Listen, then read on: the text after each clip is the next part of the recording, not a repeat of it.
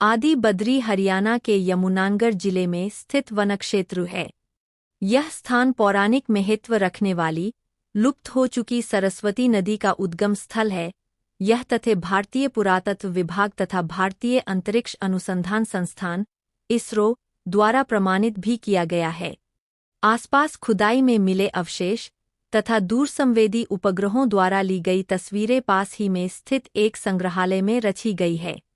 इन तस्वीरों से यह भी प्रमाणित हुआ है कि सरस्वती नदी आज भी धरातल के नीचे प्रवाहमान है तथा कुरुक्षेत्र, पिहोवा, हिसार, मोहनजोदड़ो, राजस्थान होती हुई अरब सागर में विलीन होती है।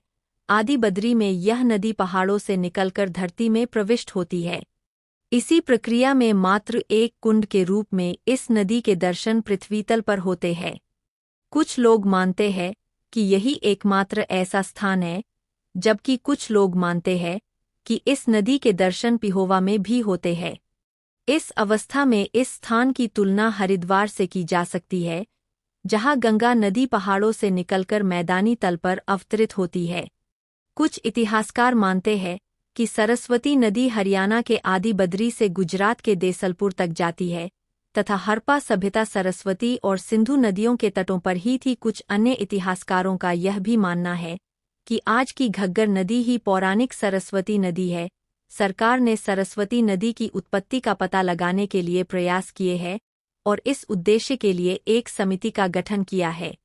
एक विज्ञप्ति में भारत सरकार ने यह माना है कि हड़प्पा सभ्यता के प्रमुख केंद्र कालीबंगा, राजस्थान, बानावाली और राखीगढ़ी, हरियाणा तथा धोलावीरा और लोथल, गुजरात, सरस्वती नदी के किनारे ही स्थित है।